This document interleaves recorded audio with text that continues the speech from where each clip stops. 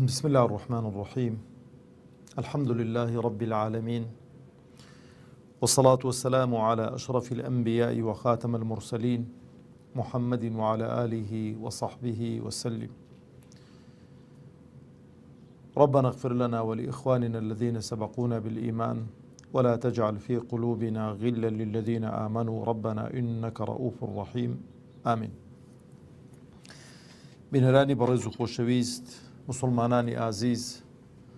سەلام و ڕەحمەتی خوای پەروەردگار بڕژێ بەسەر هەموو لایەکماندا و خوای پەروەردگار عاقیبەت خێرمان بکە و سەربەرز و سەرفرازی دنیا و قیامەتمان بکە و خوای پەروەردگار بە گەورەی و عەزەمەتی خۆی داهاتوومان باشتر و چاکتر بکە لە ڕابردوومان. ماوەکە پێم خۆش بوو لە خزمەتەوەی بەڕێز و خۆشەویست کە زۆر فکرم لێ کردوتەوە کە باسی بابەتێکتان بۆ بکەمەویش کە تەماشە دەکەم لە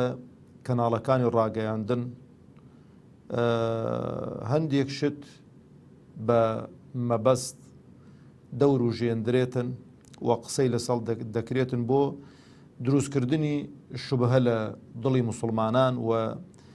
خەڵک شوبهەی بۆ پەیدا بێت لە دینەکەی خۆی و بە تایبەتیش لە قورئان و لە فەرمودەکانی پێغەمبەری خوا عەلەیهی سەڵات وسەلام جاهەریەکە و بە پاساوێک ئەویش دەربارەی عەزابی قەبر. جارە پێشەوەی کە بێمە سەر ئەو بابەتە من خوازیارم کە ڕاگەیاندنەکانی هەرێمی کوردستان چونکە هەرچی کە دەیگری خۆی بە موسڵمان دەزانێتن بەو ئاقارە دانەچن کە خۆیان قەرزدار و عەیبداری و ڕۆژی دوایی بکەن و بە پێچەوانەی شەپۆلەکان مەلە نەکەن و شتێکە دەزانن ڕاستە و حەقیقەتی هەیە نەچن خەڵکێکی هەڵگەڕاوە و جێرە شێوێن بێنن بە ئارەزووی وان قسە بکەن بۆی کە سەر لە خەڵکێکی سادە و ساکار و نەخوێندەوار تێک بدات. و ئەوانەی کە بە قسەی ئەو ڕاگەیاندنکارانە یان ئەو خەڵکە دڵنەخۆشانەی کە بانجیان دەکەن هەڵدەخەڵەتێن، ئەوە هەم تاوانی خۆیان هەڵدەگرن و هەم تاوانی ئەوانەش هەڵدەگرن. وەکو خوای پەروەردگار تەبارەک و تەعالا ئیشارەی پێکردو کە دەفەرمێ تاوانی خۆیان و تاوانی ئەو خەڵکانی کە گومڕاشیان کردوون هەڵدەگرن. وەخوازیارم کە ئیعلامی کوردی زیاتر تەرکیز لەسەر دین و عەقیدەی ئەو خەڵکە بکاتەوە کە ئەو خەڵکەی کورد خۆی بە موسڵمان دەزانێتن و تەرکیز لەسەر ڕەسەنایەتی عادەت و تەقالیدی باو باپیرانمان بکاتەوە کە لەو شوێنانەی کە ئەتوانم بڵێم لە سەتا نەوەت و قسووری عادەت و تەقالیدی باو باپیرانمان لەگەڵ شەریعەت و لەگەڵ دینی خوای پەروەردگار تێکی کردوتەوە و ئەو شتانەی کە مخالەفەن ئینسان خۆی لێ پارێزێت. مەسەلەی عەزابی قەبر خۆشەویستانێکێکە لەو بابەتە غەیبیانە کە ئەوەی کە خوێندەواری هەبێ ئەلف و بێی ئیسلامەتی بزانێتن و شارەزاییەکی وەکو بڵێ هاکەزایی هەبێ دەزانێت قەزایی غەیبی هیچ کەس ناتوانێت قسەی لەسەر بکات ئیلا بەبێ ئایەت و بەبێ فەرمودەی پێغەمبەری خواک هەردووچیان وەحی. یعنی ئەوانەی کە دەیانوێ جیاکاری لە نێوان قورئان و سونەتی پێغەمبەردا بکەن عەلەیهی سەڵات وسەلام ئەوە دەستێکە و پێغەمبەری خوا عەلەیهی سەڵات وسەلام پێشەوەی کە وەفات بکا و خەڵکانی پێناساندووی. ئێمەی موسڵمان چۆن تەماشای قورئان دەکەین کە کەلامی خوایە، ئاواش فەرمودەکانی پێغەمبەری خوا عەلەیهی سەڵات وسەلام وەحین و خوای پەروەردگار تەبارەک و تەعالا ئیلهامی خستۆتە دڵی پێغەمبەر عەلەیهی سەڵات وسەلام و هیچ شتێکە وەکو پێغەمبەری خوا عەلەیهی سەڵات وسەلام پێی لە فەرمونەی پێغەمبەری خوا و قسانەی کە دەیکەی بینویسینەوە فەرمووی بینویسنەوە واللهی لا أقول إلا الحق، هەرچی کە دەیڵێم حەقە و ڕاستە. و بەتایبەتیش قەزایی غەیبی عەزابی قەبر بەهەشت دۆزەخ باوەڕبوون بەخوا باوەڕبوون بە مەلایکەتەکانی خوا ئەوانە بابەتگەلێکن کە هەمووی پێویستی بە بەڵگە و بە دەلیلە وەکو گوتم و لێرانەدا قسەی هیچ زانایەک ناخواتن قسەی هیچ فەیلسوفێک ناخواتن کەسێک کە قسە لەو بابەتە بکاتن دەبێ ئاەتێک بێنێتەوە فەرمودەی پێغەمبەر بێنێتەوە عەلەیهی سەڵات وسەلام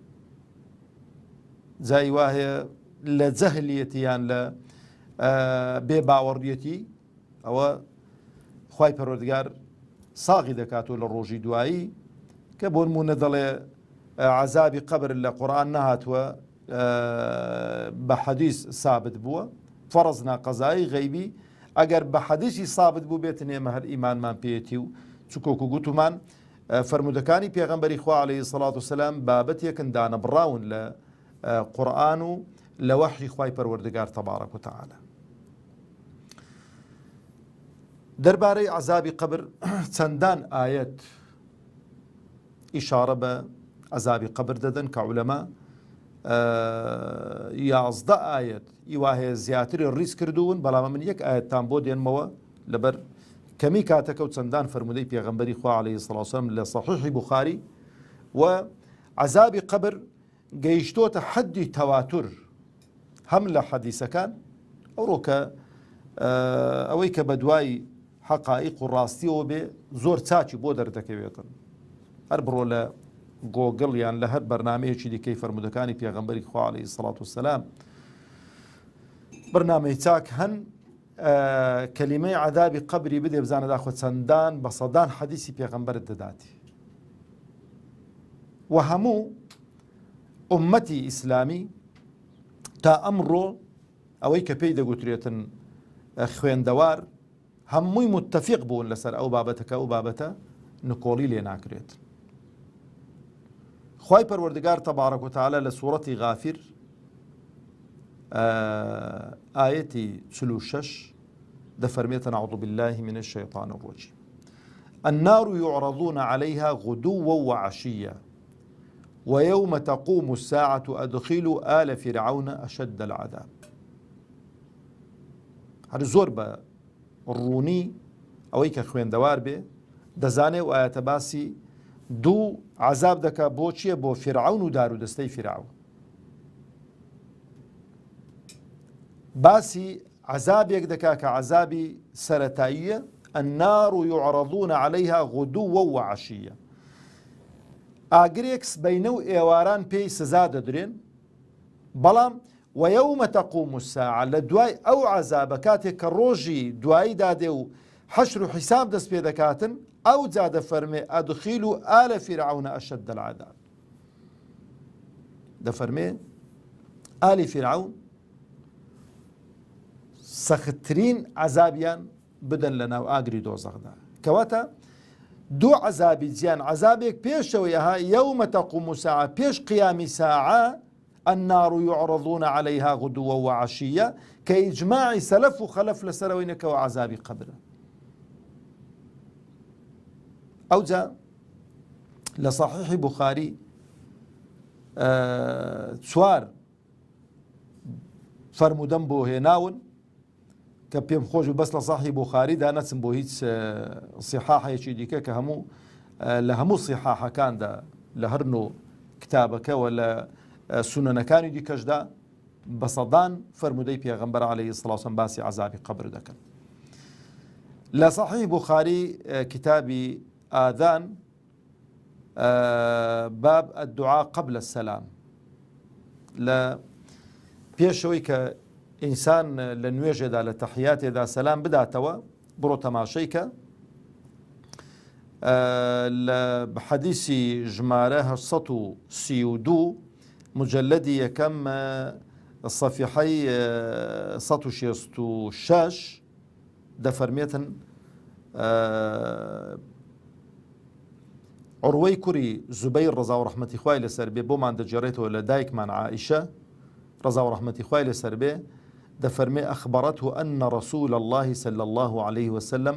كان يدعو في الصلاة دەفەرمێ پێغەمبەری خوا عەلەیهی سەڵاتو وسەلام لە ناو نوێژێدا مەبەستی لێرانە کە لە ناو نوێژێدا لە تەحیاتە دەفەرمێ ئەو دوعایی دەکرد اللهم ئینی ئەعوذ بیکە من عەذاب القبر خوایە پەنات دەگرم لە تۆ لە عەذابی قەبر. خۆشەویستان پێغەمبەرێک عەلەیهی سەڵاتو وسەلام کە خوای پەروەردگار دەفەرمێ وما ينطق عن الهوى إن هو إلا وحي يوحى کە هیچ شتێکی لە خۆرا نەگوتووە. معقولە پێغەمبەرێک خۆ بپارێزیتن پەنا بۆ خوای پەروەردگار ببا کە بیپارێزی لە عەذابی قەبر ئەگەر وجودی نەبێتن ئەگە وجودی نەبایە خوای پەروەردگار بە جوبریلی دەفەرموو ئەی جوبریل پێی بڵێ با خۆی سەغڵەت نەکاتن دوعا نەکاتن و عەذابی قەبر نییە ونیە یەکەم دوعای دەفەرمێ اللهم إني أعوذ بك من عذاب القبر ئەوجا وأعوذ بك من فتنة المسيح الدجال وأعوذ بك من فتنة المحيا وفتنة الممات. حديثك دور بردرجة وزاد فرمي اللهم إني أعوذ بك من المأثم والمغرم فقال له قائل ما أكثر ما تستعيذ من المغرم فقال إن الرجل إذا غرم حدث فكذب ووعد فأخلف. پێغەمبەری خوا عەلەیهی سەڵاتو وسەلام بۆ خۆی ئەو دوعای زۆر کردووە ئەوجا بە موسڵمانانیشی فەرمووە بە ئەسحابیشی فەرمووە بە تەواتر بە ئێمە گەیشتووە کە ئەو دوعایە لە دوایی تەحیات و ئاخری تەحیات پێش سەلامدانەوە ئەو چوار پەنا بگرین لە خوای پەروەردگار لەو چار بەڵاو موسیبەتە گەورەیە لە عەذابی قەبر لە فتنەی دەجال لە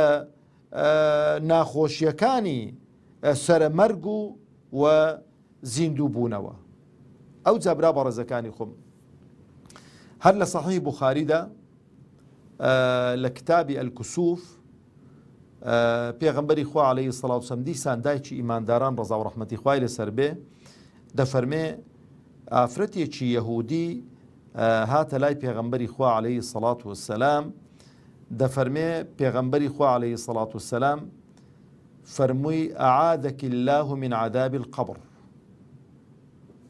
بڵێ خوا پەنات بدا لە عەذابی قەبر. فەرمووی فسألت عائشة رضي الله عنها رسول الله صلى الله عليه وسلم أيعذب الناس في قبورهم پاشۆی کەەوە ئافرەتە ڕۆیی پێغەمبەری خوا عەلەیهی سەڵاتو وسەلام دایکی ئیمانداران و پرسیاری لێ کرد فەرمووی ئایا خەڵک لە قەبردا عذاب دەدرێتە نەی پێغەمبەری خوا فقال رسول الله صلى الله عليه وسلم عائدا بالله من ذلك يعني پێغەمبەری خوا عەلەیهی سەڵاتو وسەلام لە وەڵامدا پەنای بردە بەر خوای پەروەردگار لە عەذابی قەبر و خۆ پاراستن لە عەذابی قەبر یعنی چی یعنی بەڵێ عەذابی قەبر هەیە و وجودی هەیە و خەڵک عەذاب دەدرێت لە ناو گۆڕدا خوا پەنامەنداتن. ئەوجا لە درێژەی حەدیسەکەی کە پێغەمبەری خوا عەلەیهی سەڵاتو وسەلام بەردەوام بووە لەوەی کە پێکەوە ڕۆیشتوون لە نوێژی بارانەدا و پێغەمبەری خوا عەلەیهی سەڵاتو وسەلام کە نوێژەکەی بۆ کردوون پاش ڕوکوع و پاشەوەی کە زۆر ڕکوعەکەی درێژ کردووە و سوزدەکەی درێژ کردووە ئەوجا پێغەمبەری خوا عەلەیهی سەڵاتو وسەلام دەفەرمێ ثم أمرهم أن يتعوذوا من عذاب القبر دەفەرمێ ئەمری بەو خەڵکەی کرد کە لەوێن دەرێ بوو کە خۆ پەنا بدەن لە عەذابی قەبر و بڵێن خوایە پەنامان دەی لە عەذابی قەبر. هەر لە صحیحی بوخاریدا لە کتابی الجیهاد لەو کتابەدا لەو بابەدا دەفەرمێ پێغەمبەری خوا عەلەیهی سەڵاتو وسەلام یەکێک لە هاوڵان کە معتمر قال سمعت أبي قال سمعت أنس بن مالك رضي الله عنه قال كان النبي صلى الله عليه وسلم يقول اللهم إني أعوذ بك من العجز والكسل والجبن والهرم وأعوذ بك من فتنة المحيا والممات وأعوذ بك من عذاب القبر. أو دعانا أنسي كري مالك رضا ورحمتي خوای لەسەر بێ لە پێغەمبەری خوا عەلەیهی سەڵاتو وسەلام دەجێڕیتەوە کە پێغەمبەری خوا عەلەیهی سەڵاتو وسەلام دوعای کردووە لە عەزابی قبر. آخر فرمودەمان کە ئیمامی بوخاری ڕزا و ڕەحمەتی خوای لەسەر بێ و ئیمامی موسلیم و تورموذی و ئەبوو داود و نەسائی دەجێڕنەوە لە چێ لە ئیبن عەباس. ئیبن عەباس ڕزا و ڕەحمەتی خوای لەسەر بێ بۆمان دەجێڕێتەوە لە پێغەمبەری خوا عەلەیه الصەلاة وەسەلام دەفەرمێ مر رسول الله صلى الله عليه وسلم قبرين فقال لێرانە جا ئایا باەکە نەنووسراوە چکە لە هەندێک ڕیوایەتیدا بقبرینی یعنی بەلای دوو قبردا تێپەڕیوە إنهما فەرمووی پێغەمبەری خوا عەلەیه الصەلاة وەسەلام إنهما ليعذبان وما يعذبان في كبير يعني في كبير إثم دەفەرمی ئەوانە عەزاب دەدرێن بەڵام تەسەووری خەڵک وایە ئەو دوو تاوانە زۆر گەورە نین لە لای خەڵک وایە بەڵام دوو تاوانی گەورەن و خەڵک وا تەسەووری وا بووە کە ئەو دوو تاوانە یان ئەو دوو گوناهە خەڵکی لەسەر سزا نادرێت یعنی شتێکی سادە و ساکارن. پێغەمبەری خوا عەلەیه الصەلاة وەسەلام فەرمووی قال بلى أما أحدهما فكان يمشي بالنميمة یەکیان قسەی لە نێوان خەڵک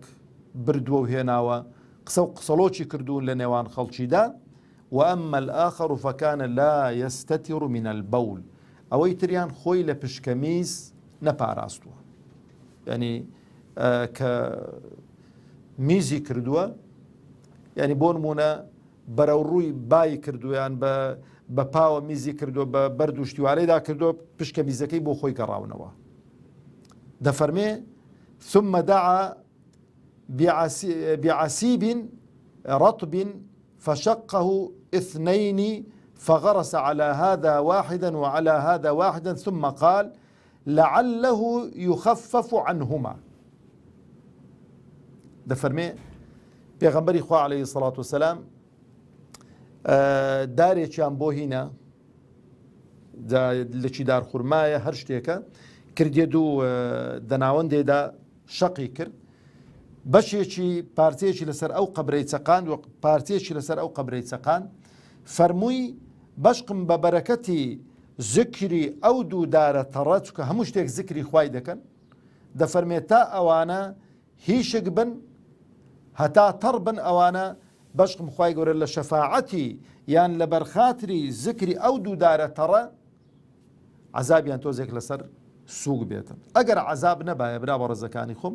پێغەمبەری خوا عەلەیه الصەلاة وەسەلام ئەوەندەی تەرکیز لەسەر نەدەکردەوە و ئەو شتانەی بە هاوەڵان نەدەگوت و ئەو شتانی نەدەکردن ئەوە دەیان و سەدان فەرمودەی دیکە و چەندان ئاەتی دیکە بەڵام وەکو گوتم کاتەکەمان هەر ئەوەندە ڕێمان پێدەداتن و کوردەواری خۆشمان دەڵێ مشتێک نمونەی خەروارێکە خوازیارم کە هەموو عاقبەت خێر بین و خوای پەروەردگار لە عەزابی قەبر بمان پارێزیتن و ئەوانەی کە چاکەکانن لەناو ئەو کۆمەڵگە و مجتەمەعی ئێمە خوای پەروەردگار زیادیان کاتن و ئەوانەی کە خراپەکارن خوای پەروەردگار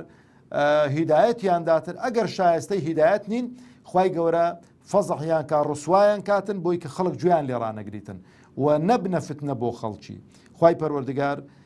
هەموو لایەکمان سەرکەوتوو موفەقکە والسلام عليكم ورحمة الله وبركاته.